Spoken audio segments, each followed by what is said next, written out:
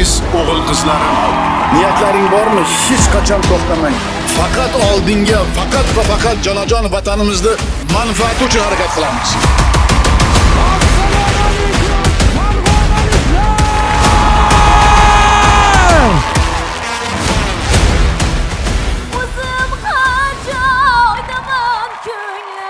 Hind xalqini o'zbek milliy maqomlarimiz bilan lol qoldirib kelaman degandim.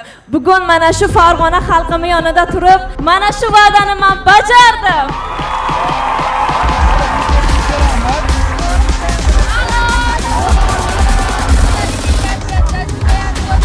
Yosh muhandis olimlar, yoshlarning kayfiyati mana shunday. Barchangizga bayram muborak bo'lsin.